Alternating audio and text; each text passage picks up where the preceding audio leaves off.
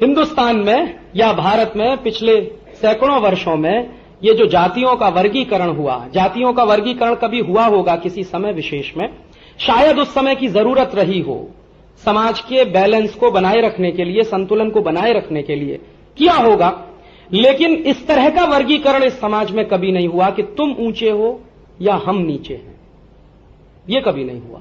यह तो गुलामी के दौर में ज्यादा हुआ है। मैंने भारत के जो जातियों के बड़े लोग हैं उनके बीच में काफी कुछ रिसर्च करने का काम शुरू किया है। जैसे मैं अभी कुछ दिन पहले कुम्हार जाति होती है हमारे यहां, जो कुल्हड़ बनाती है, मिट्टी के बर्तन बनाती है, उनके लोगों के बीच में गया और ये कह के गया कि मुझे आपकी कहानी सुननी है, आप अपनी कहानी सुनाइए कि आपका विकास कैसे हुआ, आपका जन्म कैसे हुआ। तो उन्होंने कहानी सुनाना शुरू कर दिया। कहानी होते होते वहां तक पहुंची। अब पूरी कहानी तो मैं आपको नहीं सुनाना चाहता, एक ही लाइन में उसका जिस सुना देना चाहता हूं कि वो कुम्हार जाति का जो नेता था वो सुनाते सुनाते मुझको वहां तक ले गया जब उसने कह दिया कि हम सब जो शूद्र हैं, हम सबका जन्म ब्रह्मा जी के पैर में से हुआ है। अभी वहां पहुंच गया वो। मैंने कहा भाई, अगर तुम्हारा जन्म ब्रह्मा जी के पैर में से हुआ है तो तुम नीचे कैसे हो गए? तो उसने कहा मैं तो कभी नहीं मानता कि मैं नीचा हूं। तो फिर प्रश्न आया कि दूसरे लोगों ने तुमको नीचा कैसे बना दिया? तो उसने कहा वो सवाल मुझे नहीं मालूम, लेकिन मैंने जो महसूस किया कि वो अपनी मान्यता में अपने को नीचा नहीं मानता है। वो कहता मैं तो ब्रह्मा जी के पैर से पैदा हुआ। ऐसे ही इन लोगों से मैंने एक बार कहानी सुनी, क्षत्रिय लोगों से, तो उन्होंने कह दिया हम ब्रह्मा जी के हाथों से पैदा हुए। फिर वैश्य लोगों के एक बार समाज में मैं गया तो वो एक बहुत पुराने सज्जन ने कहा कि हम ब्रह्मा जी के शरीर के बीच के हिस्से में से आए हैं, माने चेस्ट और चेस्ट के आसपास।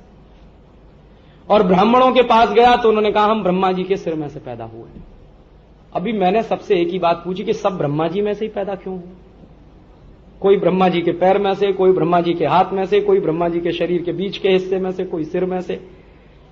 तो बाद में मुझे इसका जवाब खुद मिल गया, और जवाब यह मिला कि शरीर का कोई भी हिस्सा तो नीचा नहीं है और कोई भी हिस्सा तो ऊंचा नहीं है।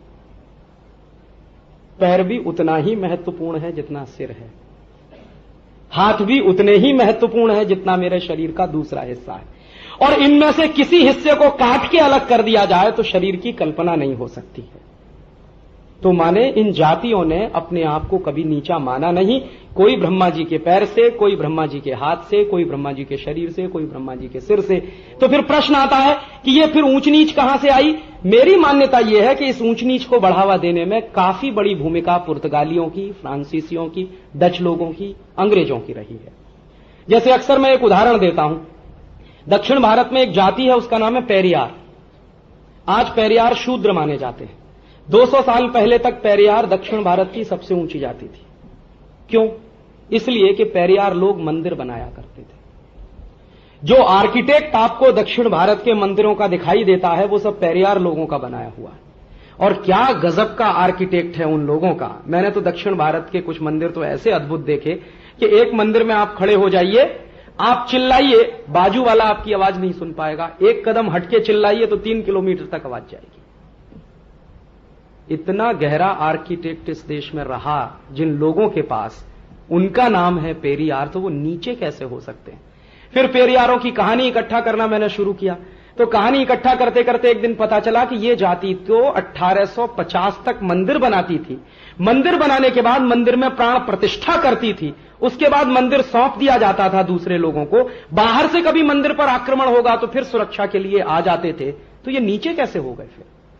तो इसका रहस्य मुझे मिला 1890 में अंग्रेजों ने एक सर्वे किया इस देश में जातियों के आधार पर। पहला सर्वे है इस देश का जातियों के आधार पर, 1890 का। उस सर्वे में अंग्रेजों ने जानबूझकर पेरियारों को सबसे नीचे रख दिया। अब उस सर्वे को जो करवाने वाला ऑफिसर है उसके कुछ पत्र मिले हाउस ऑफ कॉमन्स की लाइब्रेरी में और इंडिया ऑफिस लाइब्रेरी में। उनको कोरिलेट करने की कोशिश जब मैंने की तो उसने चिट्ठियां लिखी हैं और वो चिट्ठी ये लिख रहा है कि दक्षिण भारत के समाज को अगर हमें खंड खंड तोड़ना है तो इस समाज का सबसे मजबूत हिस्सा है पेरियार, इसको तोड़ना पड़ेगा पहले। और ये कैसे टूटेगा? ये तब टूटेगा जब हम इनके महत्व को, इनकी प्रतिष्ठा को नीचे ले आएंगे। तो अभी तक ये मंदिर बनाने वाले लोग हैं, फिर हम इनको अछूत घोषित कराएंगे। तो फिर ये मंदिर नहीं बनाएंगे। मंदिर नहीं बनाएंगे तो इनका आर्किटेक्ट का ज्ञान खत्म हो जाएगा 3-4 पीढ़ियों के बाद, और जब वो ज्ञान नहीं रहेगा तो प्रतिष्ठा तो अपने आप ही खत्म हो जाएगी, हमारा काम हो जाएगा। ये है अंग्रेजों की चाल। और उसके बाद पेरियारों को नीचे ले आया गया और उसके बाद उनको शूद्र घोषित कर दिया गया। बेचारे आज भी पेरियार उस इलाके में शूद्र माने जाते हैं। उनको मालूम नहीं है कि अंग्रेजों ने उनके साथ कितने भयानक खेल खेला। यह हिस्सा हिंदुस्तान के तभी तमाम दूसरे लोगों का। तो अभी सभ्यता का नवीनीकरण कैसे करें हम? मुझे ऐसा लगता है कि जिन लोगों की इज्जत और प्रतिष्ठा को नीचे लाया गया है, इनकी इज्जत और प्रतिष्ठा को अभी ऊंचा ले जाने की बात कहनी पड़ेगी।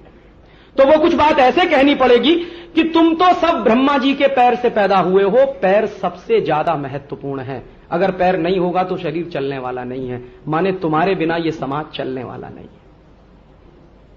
और तुम्हारी भूमिका अगर इतनी महत्वपूर्ण है कि यह समाज चलने वाला नहीं है, तो समाज के साथ आपको समरस होना ही पड़ेगा, या हमको उनके साथ समरस होना पड़ेगा।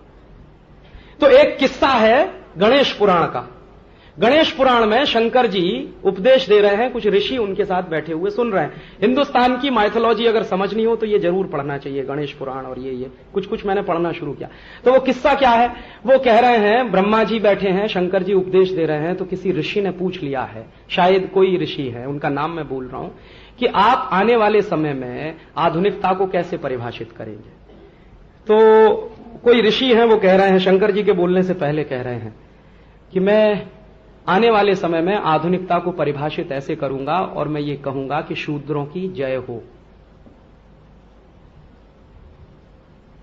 तो मुझे जवाब मिल गया गणेश पुराण में कि भारतीय सभ्यता का अगर नवीनीकरण हमको करना है तो ये बात हमारे सामने स्पष्ट है कि शूद्रों की जय हो। गांधी जी ने इसको एक दूसरे तरीके से व्याख्यायित किया है कि हम सबको शूद्र हो जाना चाहिए। शूद्र होना कोई गलत बात नहीं है। शूद्र माने हाईली स्किल्ड सोसाइटी।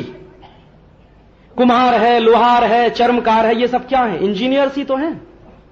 कुम्हार मिट्टी बनाने, मिट्टी वाला इंजीनियर है, चर्मकार चमड़े वाला इंजीनियर है, लोहार लोहे वाला इंजीनियर है। तो ये सब इंजीनियरों की ही तो जमात है, तो हम सबको हो जाना चाहिए इंजीनियर। माने सबको हाईली स्किल्ड पर्सन हो जाना चाहिए, तो हम सब शूद्र हो जाएंगे। तो शूद्रों की जय तो होने ही लगेगी, तो सभ्यता का नवीनीकरण हो जाएगा। जो गिरी है हमारी सभ्यता, वो सभ्यता फिर ऊंची भी उठ जाएगी। कुछ इस तरह के काम करने होंगे। तो हम जब ये स्वदेशी की बात करते हैं और मैं लोगों से कहता हूं कि आप बाटा का जूता मत पहनिए, तो लोग पूछते हैं क्या पहने? आपके गांव का मोची जो बनाता है उसको पहले पहनिए। माने उस मोची की प्रतिष्ठा बढ़ाने के लिए बहुत जरूरी है कि आप उसका बनाया हुआ जूता पहने, ताकि वो आपके साथ रागात्मकता महसूस करे। अभी हम उससे अलग हो रहे हैं। कैसे अलग हो रहे हैं? दुकान में जाते हैं बाटा की, एक एक दुकान में घूमते हैं, अपना पैर लेके जाते हैं। हमारा पैर का नंबर मान लीजिए 8 है। एक जगह जूता फिट नहीं हुआ, दूसरी जगह नहीं तो तीसरी जगह अपना पैर ले लेके घूम रहे हैं और जहां जूता फिट होगा पहन के चले आ रहे हैं। इस प्रक्रिया को उलट दीजिए और उलट के ये कहिए कि मेरा जूता मेरे गांव का मोची बनाएगा। क्यों बनाएगा?